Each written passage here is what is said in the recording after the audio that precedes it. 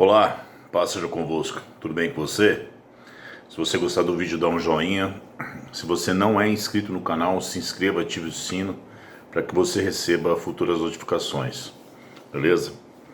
Bom, tem um texto na Palavra de Deus que está em 1 Reis, capítulo 19, que diz assim, no verso 3: Temendo, pois, Elias levantou-se e, para salvar sua vida, se foi e chegou a Berseba, que pertence a Judá, e ali deixou o seu moço. Olha,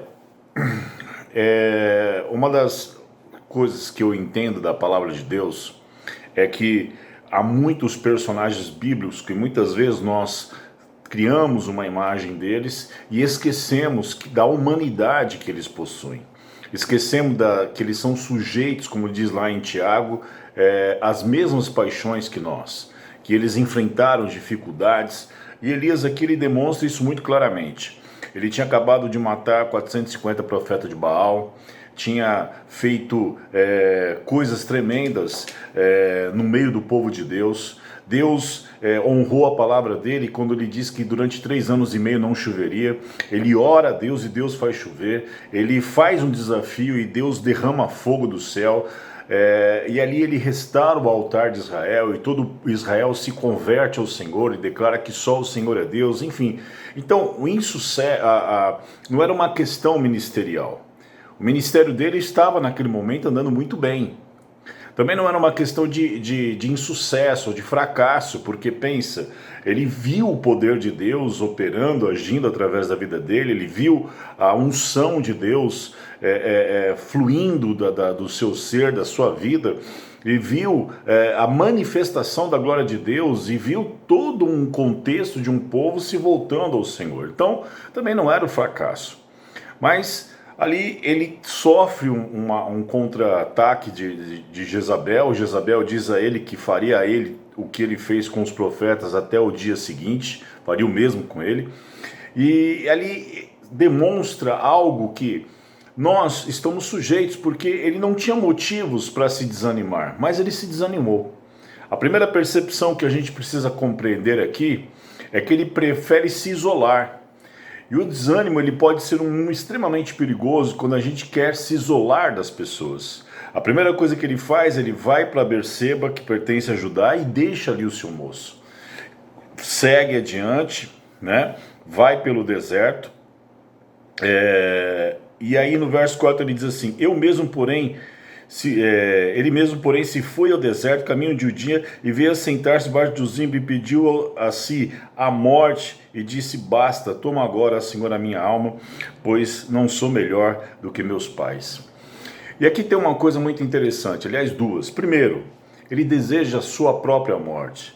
Quantas vezes nós não pensamos que seria melhor morrer em função de tamanhos problemas, ou muitas vezes nós estamos tão desanimados e sem motivo algum e nós não conseguimos lidar com isso, e se a gente não buscar ao Senhor, a gente acaba se tornando refém daquele sentimento e a gente acaba desejando a morte. Mas só que aqui ele dá um diagnóstico interessante: eu não sou melhor do que meus pais.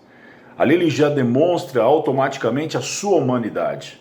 Ele está dizendo: eu sou um ser humano, eu não sou melhor que meus pais. Por mais que o Senhor possa operar em minha vida, eu tenho as minhas limitações. E aí a Bíblia mostra que o anjo vem, ele levanta-se, come, o anjo manda ele comer novamente, porque ele teria que fazer um percurso de um caminho de 40 dias, ele come novamente, ele se fortalece, ele anda esses 40 dias e ele vai ter um encontro com o Senhor. E ele diz para Deus: eu fiquei só. E Deus trabalha de uma forma muito interessante. Primeiro, Deus o alimentou, porque nós precisamos estar alimentados para poder enfrentar as dificuldades da vida. Segundo, Deus estabeleceu um propósito. Ou seja, você vai caminho de 40 dias e ali eu vou falar com você. E aí veio a palavra do Senhor, e quando ele tem aquele sentimento, e aí é um outro diagnóstico, aquele sentimento de autojustiça. Eu sou uma pessoa boa, eu fiz tudo o que deveria ser feito, eu fiz a sua obra, eu estou na tua presença, eu busco o Senhor, eu faço tudo o que o Senhor requer, eu oro, eu jejuo, faço isso, faço aquilo. Eu não merecia passar por isso, mas ele passou. Ele estava enfrentando um momento de total desânimo a ponto de querer a morte por parte de Deus. E aí a palavra do Senhor vem e diz, olha, você está enganado. 7.000 homens não dobraram os seus joelhos a Baal. E o interessante é que a palavra de Deus vem numa voz suave, doce, Deus ministra ao seu coração, e ali ele já fala, bom, já que é assim, prepara alguém para te substituir. Deus, ele não tem crise. Deus, ele não trabalha com crise, ele trabalha com a cura da crise. Mas ele trabalha com a cura da crise não remoendo a crise, percebe?